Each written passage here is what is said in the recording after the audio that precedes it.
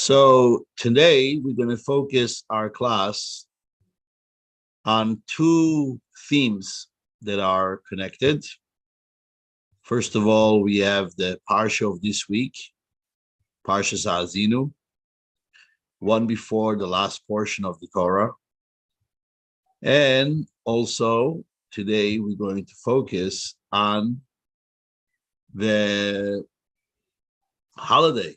It's coming straight ahead of us, the holiday of Sukkot, that God willing, Sunday night, we're going to celebrate the holiday of Sukkot. So we just stood yesterday in synagogue, Yom Kippur.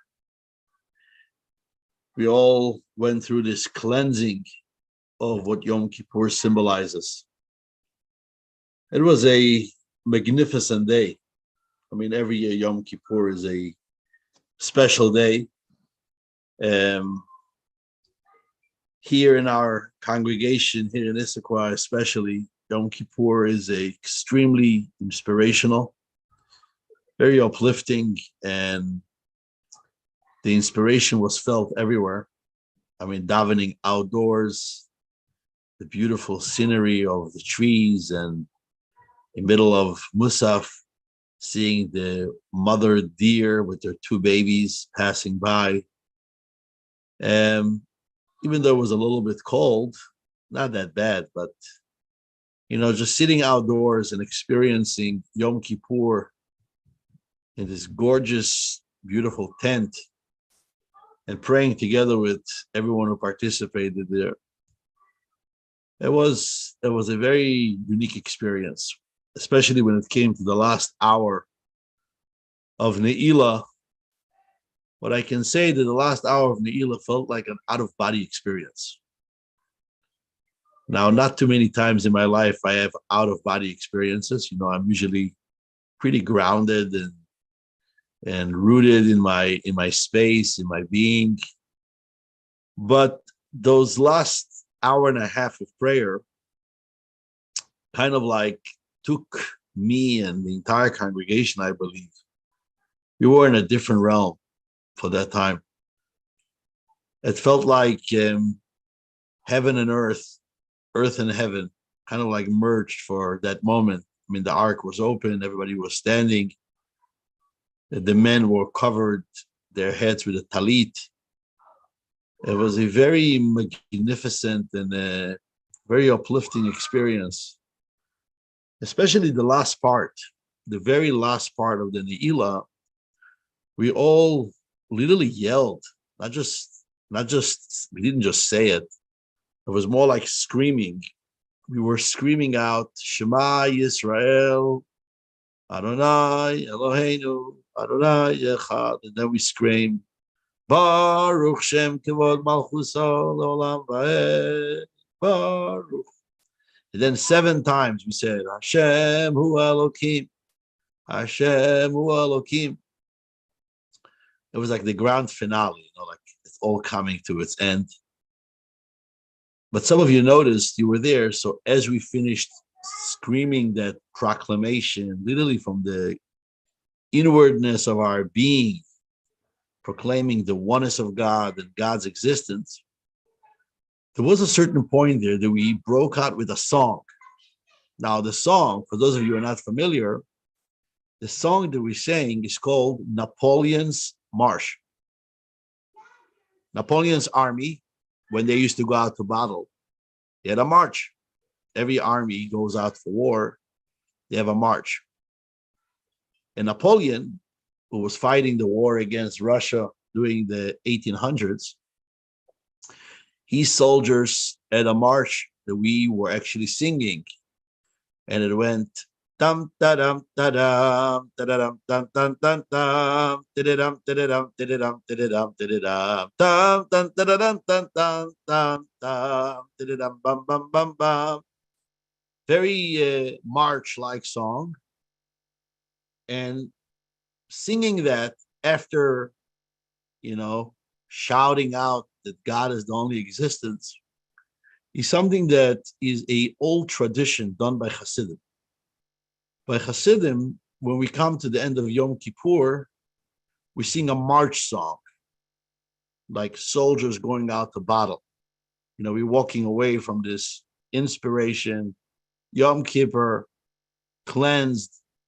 We go into the year, we go in with a march, because this is part of raising the morale by the soldiers when it comes to the time of battle for victory, is that singing that happens on the way to the battle.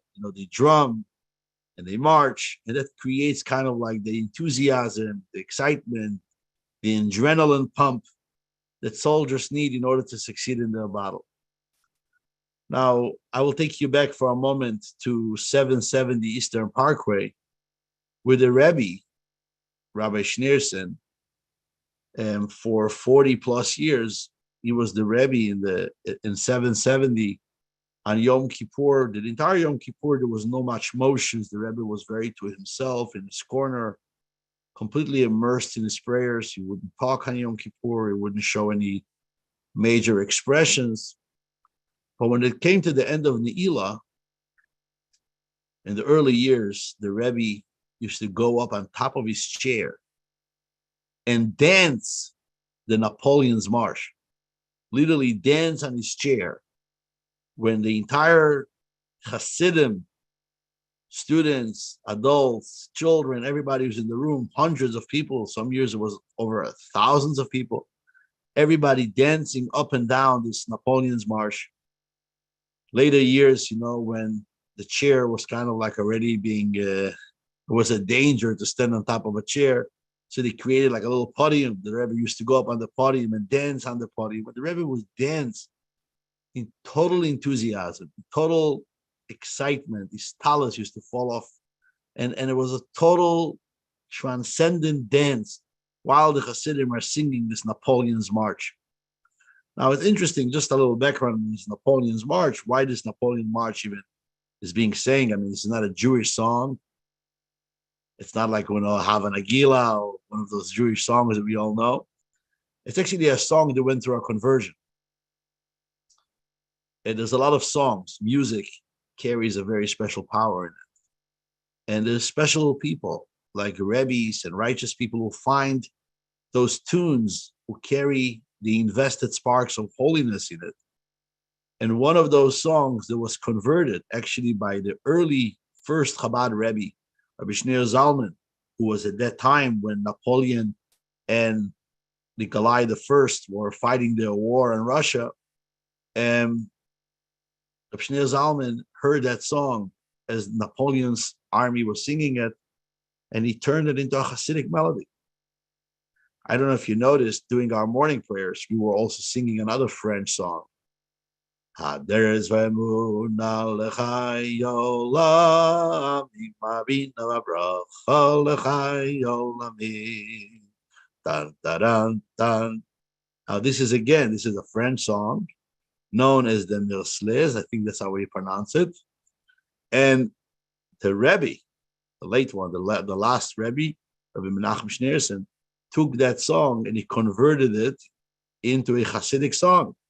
And we sing that during the Rebbe's times, that song when the French groups used to come to 770 to visit.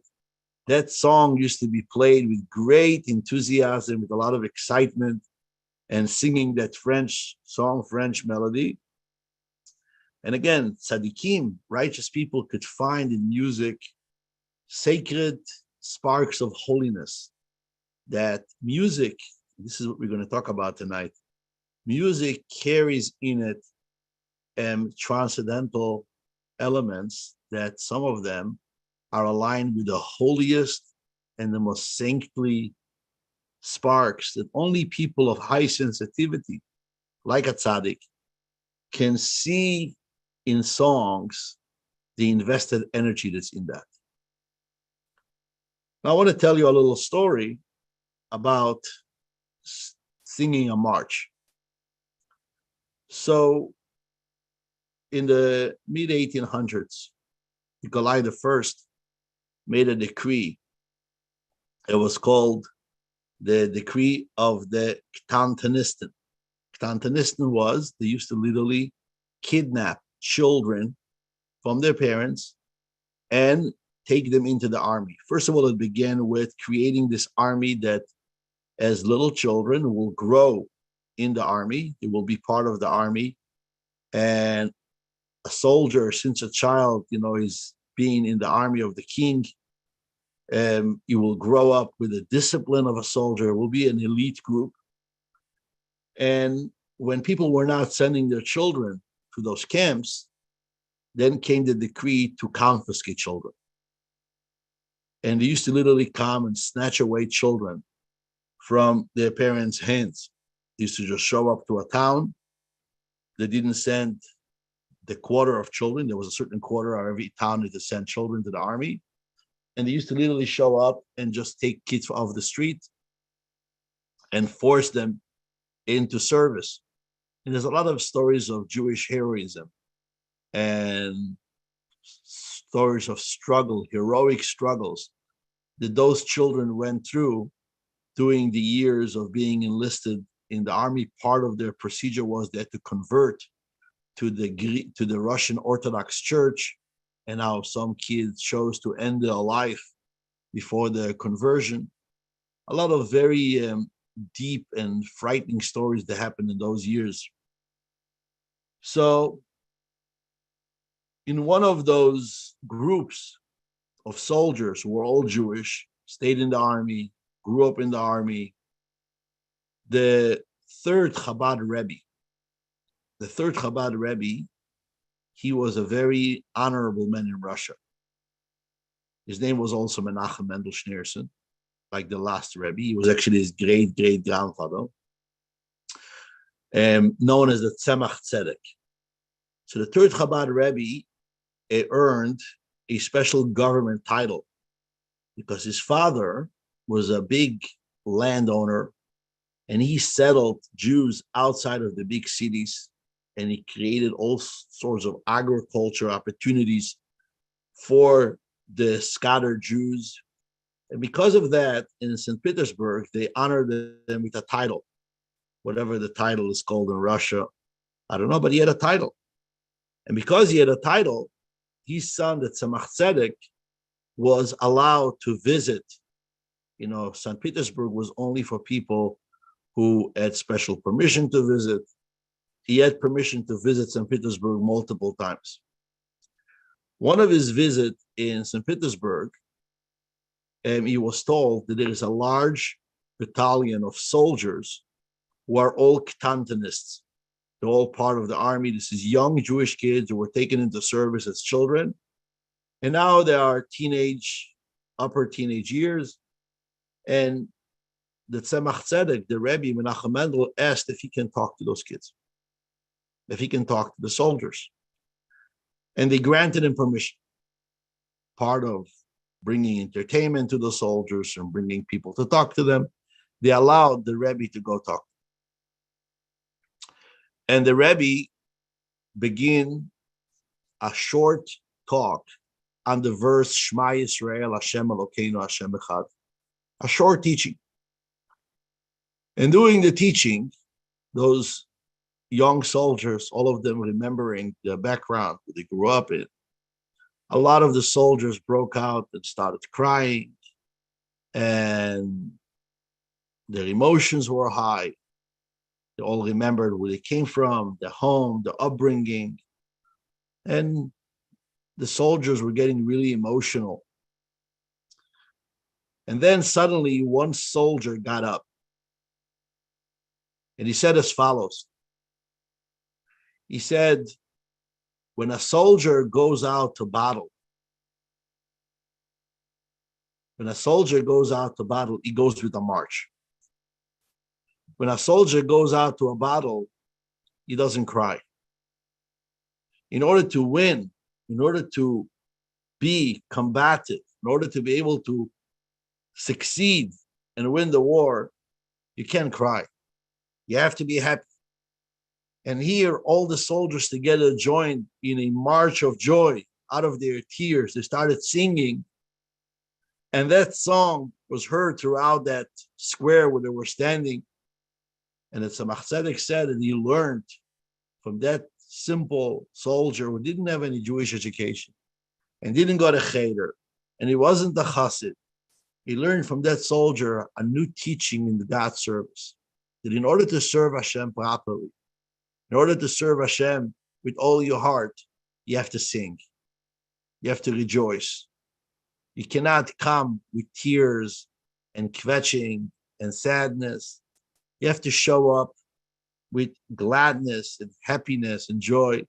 And this is why when it comes the end of Yom Kippur, the end of Ne'ilah, the end of a day, the entire day we go through the emotions of forgiveness and asking for forgiveness and contemplating our ways of living that were maybe not exactly aligned the way Hashem wants us to live. A big portion of the day, some of us fall into that little sadness, feeling a little less of a less than because of lack of achievement or accomplishment throughout the year.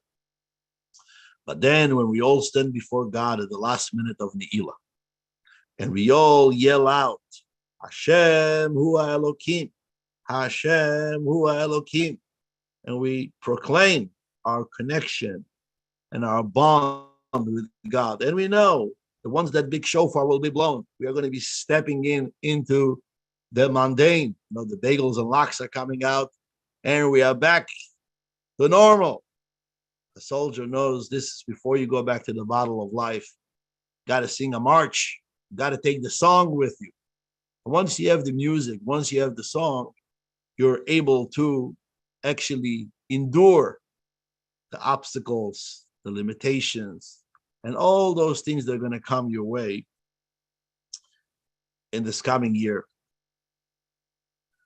There was once a student who came home with a report card, and he has very bad marks on mathematics, on grammar, on algebra. Everything's terrible, terrible marks. And then on music, he got a 10. And his father, like, so angry, so upset, is smacking him. I mean, those are the days when you still smack the kids for a bad report card. Smacks him across his face. Says, I don't understand. If this is how a report card looks like, how can you still sing? Now, this is a story that kind of like leads us to understand this week's Parsha. This week's Parsha is extremely perplexing. This week's Parsha is called Aazinu. It's actually a song. Moshe Rabbeinu, together with Yehoshua, are singing a song to the Jewish people. Aazinu Hashamayim v'adabera. And they sing to the Jewish people a song in their last week's Parsha. God Almighty tells Moshe to write down the song for the Jewish people, and that song should be their testimony for their future. Obviously, we learn from that Moshe Rabbeinu wrote the Torah for the Jewish people. He gave each one of the tribes a Torah. But the song that Moshe writes is the song of, when you read this week's Parsha in synagogue, the song of Aazinu. Now, what's really puzzling about the song is, and I challenge each and every one of you to read it for yourself, the song of Aazinu is full of descriptions of disasters. All the terrible things the Jewish people have done, are going to do, the destruction that's going to happen to them, God's anger, what's going to happen with their future, annihilation, almost annihilation, taking vengeance for them. I mean, obviously it isn't a happy ending, but throughout the song, there's a lot of horrible, really terrible descriptions about the future of the Jewish people. And I'm asking myself the question, why are we, what's the song? You're reading about the tsuras, you're reading about the trouble that's going to happen. The song should have been, should be more of a lamentations than a song. What exactly are we singing here? Why are we singing? It's very perplexing that we turn this into a song. And it's interesting, the first two letters of Aazinu, Aleph and Zion, is the same first two letters of Moshe singing with the Jewish people, also starts with the word Az Yashir Moshe, Aleph Zion. anytime there is a song, the Jewish people are singing when they are watching the well of Miriam. It says, Az Yashir Yisrael. So the word Az means then. But the word Az, Kabbalistically, Aleph and Zion, is the numerical value of 8. Aleph is 1 and Zion is 7. Together it makes the number 8. The number 8 is the number that transcends nature. 7, the number 7 is always associated with creation. 7 days of creation. Number 7 is always within the realm. There is 7 notes in music. Do, re, mi, fa, sol, la, si. Yeah. There are 7 colors. The number 7 always symbolizes the structure of cosmology, creation. The number 8 always symbolizes something that transcends nature. Now, you could make an experiment. It's a very cute experiment. If you take 7 cups that are all the same size, you could put 1 cup in the middle, and you could able to put 6 around it. You can't put an 8th one. You can try it. Take 7 cups, all of the same size, like little shot glasses, regular cups.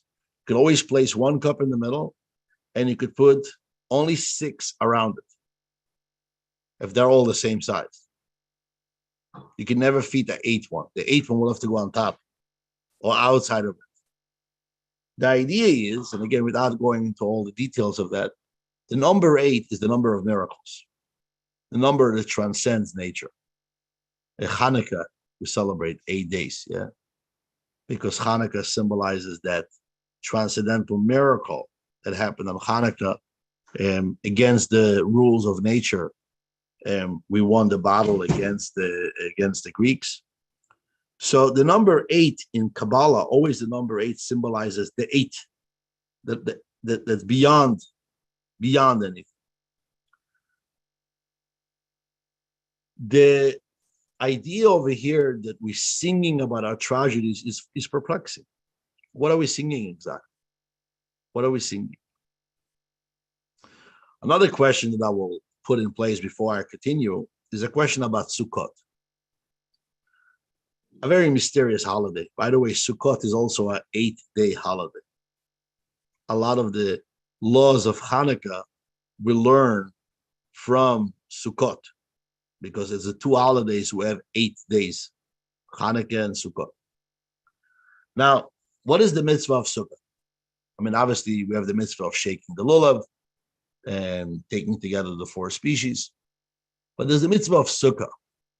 The idea is that we go out from our house and we have a hut outdoors, that the roof of the hut is shaky. It's not really, no building department will ever sign off on a roof that's made for a sukkah.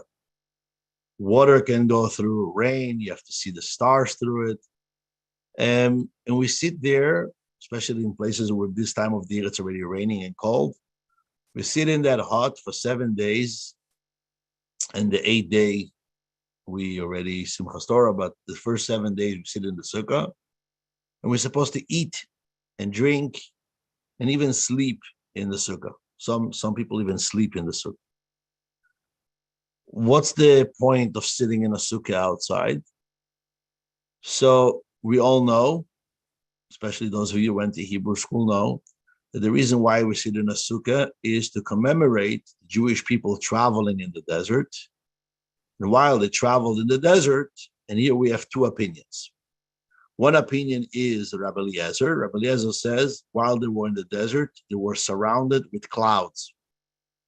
That's how they were protected. In the 40 years in the desert, they were surrounded with clouds from all sides. Rabbi Akiva says, while they were in the desert, they lived in huts. Besides having the clouds all around them, they all built themselves huts in the desert. And in order to commemorate the huts that they lived in the desert, this is why we build ourselves a hut for 7 days. Now, I am very curious about Rabbi Akiva's opinion. I don't really understand, doesn't make any sense.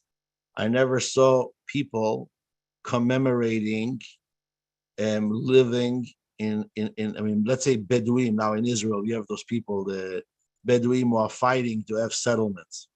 Do you think they will make a celebration that they will commemorate the time when they lived in tents um, in the desert? I mean, what's the idea behind? We have to remember that we lived in a hut, and we have to remember that we were wearing sandals made out of canvas. So we're going to wear sandals made out of canvas. And we have to remember that we were walking around barefoot. So we're going to have a holiday. We're going to walk around barefoot. I mean, all we have to make a celebration from every error and every problem that we had in our life should turn into a holiday. I mean, I understand Pesach. Pesach, we celebrate our freedom. We celebrate becoming independent, getting out of Egypt. Makes sense. This is a holiday. We were slaves and we were free. It's a reason to celebrate. They tried to kill us. We killed them. Let's celebrate. I mean, that's the content of all Jewish holidays. But what is exactly are we celebrating? We sit in the sukkah and we rejoice for 7 days outdoors. Why? Because when we were in the desert, we lived in a hut. Okay, that's a reason to celebrate. Now, if you say that we celebrate to commemorate the miracle of the clouds, that makes sense. That makes sense. It was a big miracle. We had manna, we had clouds, we had a well of water in the desert, divine grace. God protected us. Sounds wonderful. But what exactly, according to Rabbi Akiva, do we celebrate living in a hut? What exactly is the celebration? It's the same question I asked before about the singing. Why are we singing about our tragedies? Turning a song into all the tzuras the Jewish people had. The Shira Aazinu, it's a song. We have to sing it. Moshe sings it as the last song of his life. What's the music here? What's the song?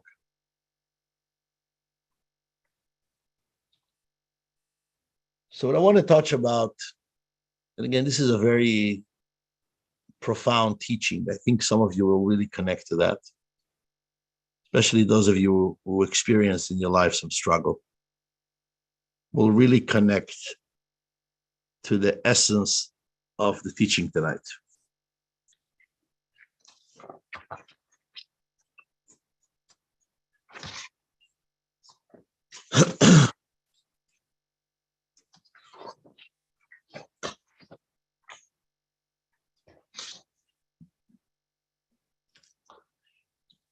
In general, there are two ways of looking on our lives.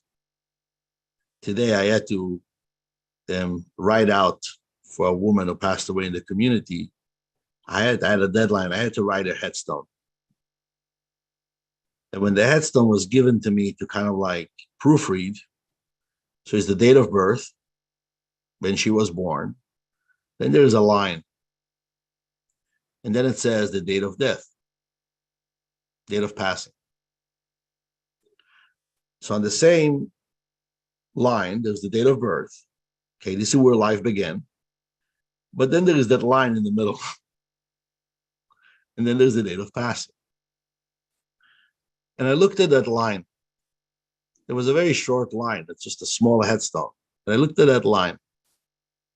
And I was thinking, this line, this little line here between the date of birth and date of passing, this little space here, this carries the whole story of a person's life.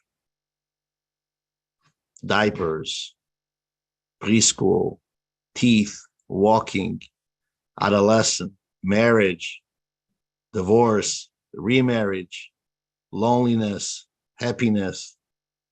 The whole thing, the entire capsule, that little line on the headstone, was a little line. Basically, that little line carried every piece of information of that person that was laid to rest at the age of 68. And I was thinking to myself, life. Again, this is just like a thought that flies through my mind. I have a very funny mind sometimes. That in this little line, is 68 years. If I could take that line and cut it into 68 years, that little line carries every piece of information of that woman's life. The moment of strength, the moments of weakness, the moments that she was triumphing, the moments that she failed, nights that she slept, nights that she was awake, worried, all of that, having children, giving birth to them, seeing them pass, everything was there in that little line, everything. So I took another thought and I thought to myself, how about if this would have been a circle? The way Jewish people believe in life is that life is not a line. Life is not linear. It's not starting in point A and ending at point 68 like that person. In Jewish tradition, time is a circle. Actually, more correctly, time is a spiral. It's circles and you come back to the same point, but a little further up, a little more mature, a little more developed, a little bit more evolved. It's a spiral. It's not a circle that ends at the same place. It ends an inch out, 2 inches out, 3 inches out. Every cycle, we come back like Pesach, we come back to the event. What are we celebrating on Pesach? We're celebrating going out of Egypt. That's the night we go out of Egypt. It's not that's the night we went out of Egypt. That is the night we go out of Egypt. Now we are 3,333 years out of Egypt. We are reliving that with much more resolution, much more perspective, much more knowledge. We have evolved so much in these 3,333 years since we went out of Egypt. Now we are so way out of that spiral already. You can see so much bigger what happened there and how that event shaped us and turned us to the most incredible, influential people on planet Earth. That if not for that event, where would the world be today? If not for the Jewish people becoming the source of conscious and influence to the world, monotheism, God, every major religion influenced directly by the Jewish traditions. So when you look at the little line of that person's life, I think to myself, I don't think that a woman's life was linear. Even the tragedies that she had in her life, and by the way, that woman had tragedies, big ones. Even the suffering that she had in her life, all of that within a grand perspective of things of a person's life, she, at the end of all of that, when she comes back to that cycle, every piece of that history of hers shaped and formed and created who she is, what she is, if it's a spiritual being, an emotional being, all of that was shaped and formed by those chapters of the story of her life. Now, this is what a song is. We talk about a song. Songs are not linear. People who have linear brains don't sing. They don't know how to sing. They're tune deaf. In order to be musical, you cannot be linear. Because what music is, the word in Hebrew for music is shir. The word shir means like a round necklace, like a round ring. So what music symbolizes more than anything else is the ability to be in multiple perspectives and knowing that they keep on evolving. As you keep on singing that song, you go further and further out, more resolution, bigger picture, wider pixels. You start seeing things in different perspectives when you're in that place of singing. Now, when you get stuck on the line, this is where it began, this is where it ended, you're looking for the ending, then yes, those miserable events of life, those moments of lowness and destruction and loneliness are extremely devastating. But when you take the time to kind of like step out of the actual incident, and you allow the music, you allow the circle to widen, the resolutions to grow, suddenly you recognize that even those moments when things were really tough and difficult, that's exactly why I am who I am today. If I wouldn't have gone through what I went through in life, I would have just been this dull, boring person, unattentive, unemotional, not spiritual. What happened was those fragmentations, those brokenness, those experiences of my life actually created the being that is so sophisticated and so innovative. I mean, I'm sure all of you are familiar with the history of Steve Jobs. He spoke about it in his last speech that went viral on the internet. He's very frail and skinny when he talks. But he says the story where his parents sent him to this really expensive school and they got all their savings out for that. And it was extremely boring.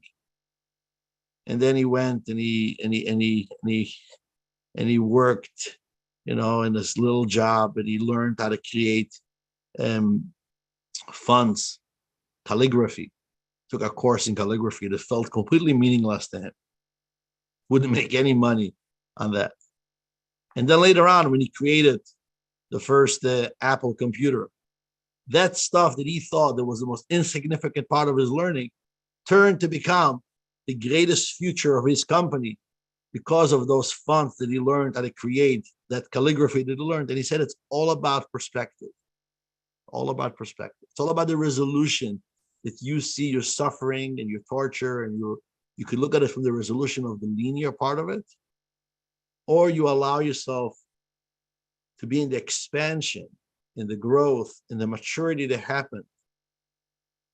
God Almighty introduces us to that song that carries in it a lot of our tragedies. And he tells us, guys, the only way you will be able to appreciate everything that's going to happen to you, all those moments where you don't see me and you question my existence and you see suffering and tragedy and all of that. The only way you're going to be able to appreciate that is if you're going to invite to yourself the element of song. It's not just that music is a form of dissociation from your trouble. I don't know if any one of you ever watched the famous film Shawshank Redemption, where the prisoners get music played in the courtyard of the prison, and for a moment everybody is transported out of prison because the music carries them out. It doesn't have the limits. Music is a form of kind of like exiting the space that they are in. There was a chassid, his name was Reb Mendel Futterfass. Spoke about him many times. He was in Siberia for 10 years, not because he stole anything from anybody. He was in Siberia because he taught Torah in Russia. He opened up schools, and it was considered counter-revolutionary to do this awful act of teaching Torah to Jewish children.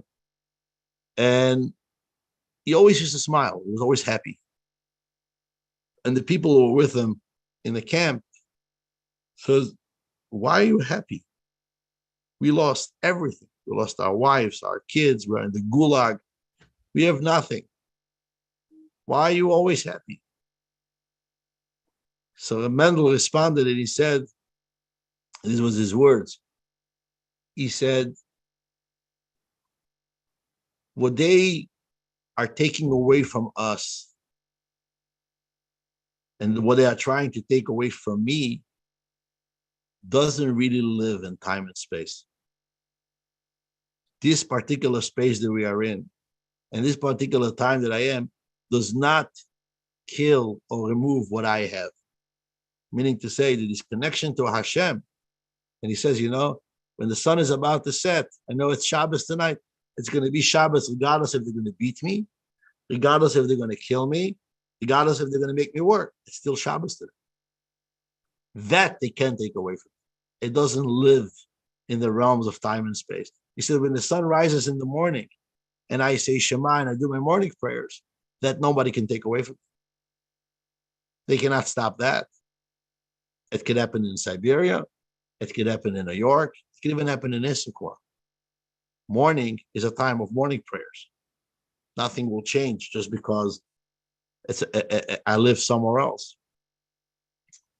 Now, this ability to live in a mode of singing, again, is not a form of escaping. Sometimes we use music as a form to escape our trouble, like what we did in the 60s. We couldn't handle the stress and the pressure.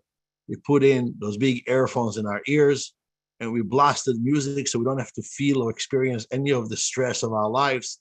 And we let the music and Woodstock and all those places just enter our being. And let's forget about all the tsuris and all the troubles and all the trauma and all the abuse. And we're just going to listen to music. That's not what I was referring to. What we're referring to, the music is the idea of using the trouble that we went through. It's very hard to speak about that because some of us experience trouble right now, and it's very hard to see it. But let's go to the expansion of that for a moment. The idea of being able to look at the tsuras that we have and know that this is just another chapter in that book. This is not a linear process. Life, struggles, loss, grief, this is not a linear process. This is another cycle. This is another circle of light that maybe not right now. Right now, we see the tragedy, we see the suffering, we see the trouble, but we know there's a bigger picture here. I might not have the ability to see it right now because I'm so distressed and I'm so worried and scared about what's going to happen to me and to everybody around me. But what happens when we sing trouble, we sing trouble. What a funny way to say that. When we sing trouble, we recognize that this is not a linear process. This is a song. There's layers here. There's circles here. The spiral keeps on turning. You know, when we think about the time in the desert, living in tents, that was not a great time. You know, most people who lived in the desert died. They didn't even come to Israel. They didn't even see the promised land. We know that. All of them died in the desert. They had all the beautiful stories that we read about the people traveling in the desert. They didn't make it. They didn't make it to the land of milk and honey. The men from the age of 20 to the age of 60, all of them died in the desert in a plague. Very few survive. Even Moshe himself doesn't see the land. I mean, he sees the land, but he doesn't enter the land. So the story of living in the desert, as blissful as it sounds, with God being our protection and the clouds, all of that sounds very blissful and very magnificent. But is that the story? The story was we lived in a tent. We lived in a desert. Life wasn't as rosy as we're trying to describe that. But what we know, what the desert life did to us, living 40 years in the desert, turned us into a people. The most amazing humans living on the planet are us 3,000 years, 3,330 some years later. We are living examples of survival to the entire universe. When the world wants to look on a story of defiance, they look at the Jewish people. When the Dalai Lama is looking for advice, what to do with his people who are suffering exile, he turns to the rabbis to find out, how did you survive that? How did you not just survive? How did you survive and strive? And as a result of you, the whole world talks about consciousness, sanctity of life, sanctity of family, governing the world in peace and tolerance, where 90% of the world doesn't even know what a famine means anymore. And they say that in the year 2030, there will be 100% of the planet is not going to know what famine means. Now, these days, we die from drinking Coca-Cola more than we die from hunger. That's how much the world transformed because of consciousness. Imagine yourself, not too long ago, when a father wanted to take his child for entertainment, he took him to a place where two people would kill each other, or a person and an animal, gladiators, would literally murder each other. There would be entertainment. There would be fun. There would be blissful. These days, when you know someone hurt a cat, it's abominable. How dare you touch a creature? How dare you hurt another being? Now, where does that consciousness of Tzar Balei Chaim, protecting animal rights, if not one of the 7 Noachide laws? This is one of 7 Noachide laws written in the Torah. Now, the story of us as a people, the conception of us as a people, is not the most beautiful story to say. Nothing was perfect in our story. It wasn't linear. It wasn't like we were really, really suffering and we did really, really well and we're doing really, really well every year. In the last 3,000 years, Jews are doing better and better, and we become wealthier and stronger and more sophisticated and more spiritual. And Jews are now, you could barely find a non-religious Jew. The Jews are the most prosperous, holiest people in the world.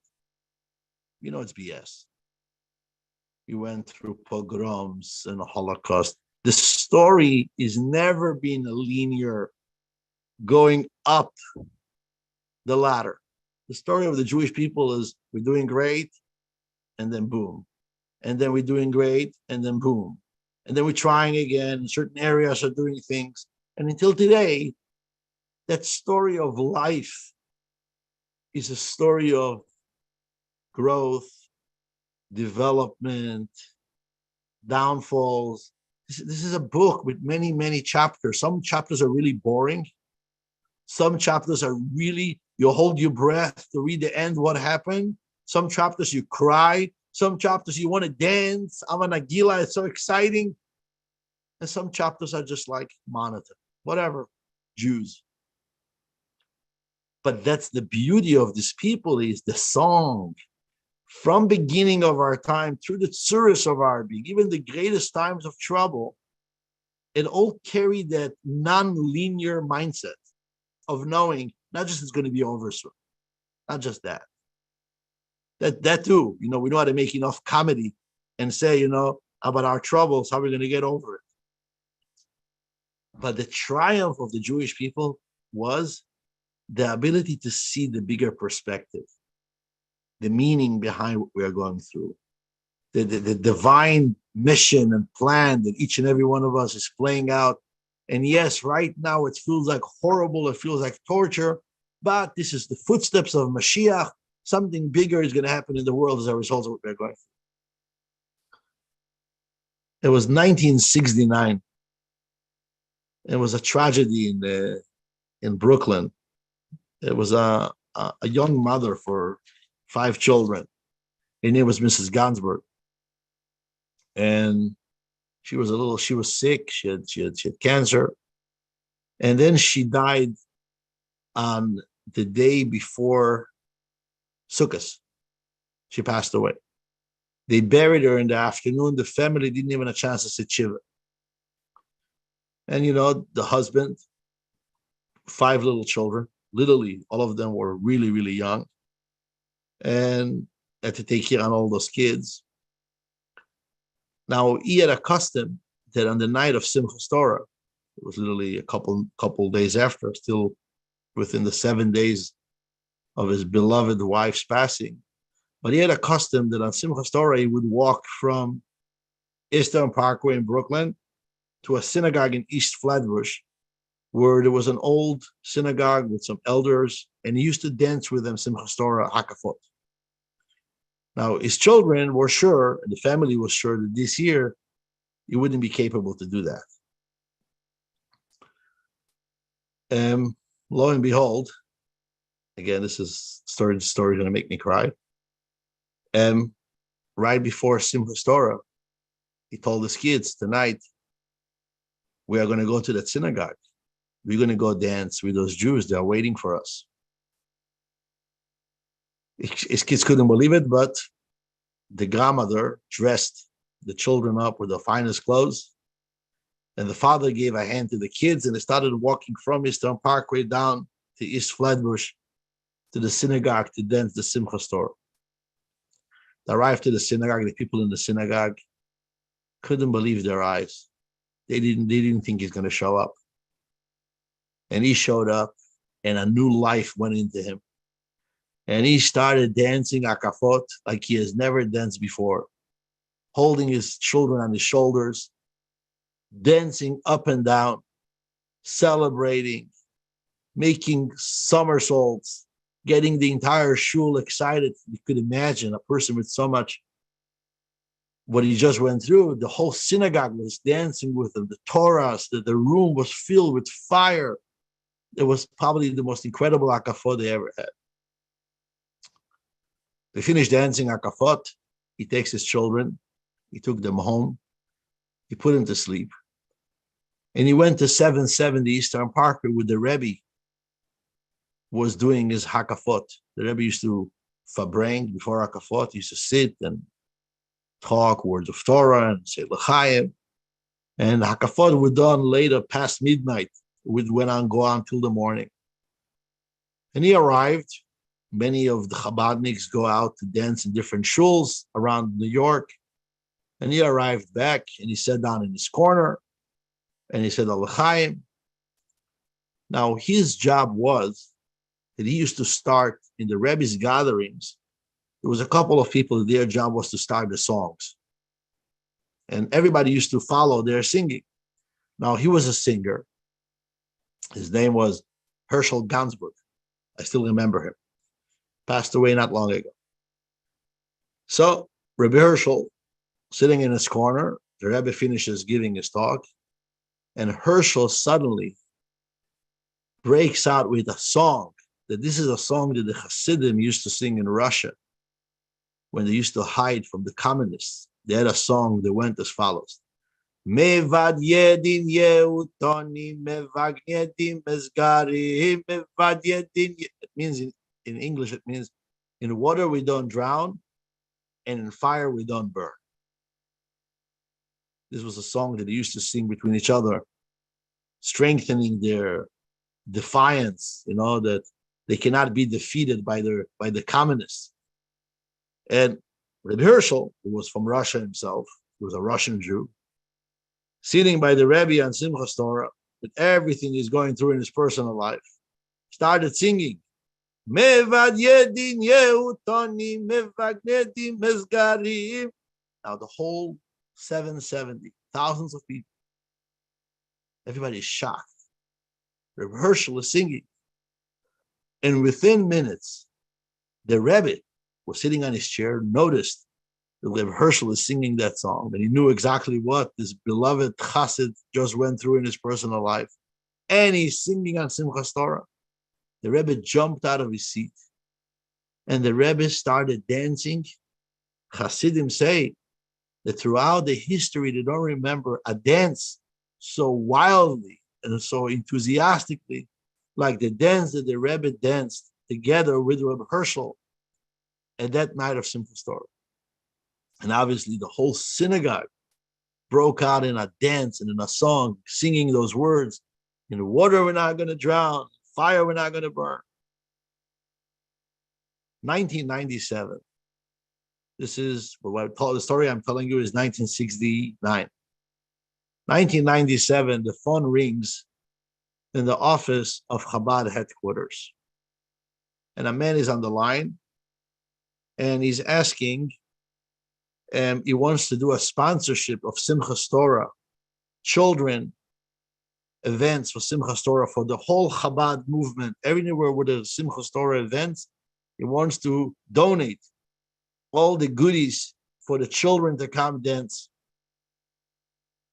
That was a huge donation. All the Chabad centers in the 770 and everywhere to sponsor Simchas Torah. So the guy on the phone asks him, what prompts you to give such a large donation? What's the occasion? He says, I'll tell you.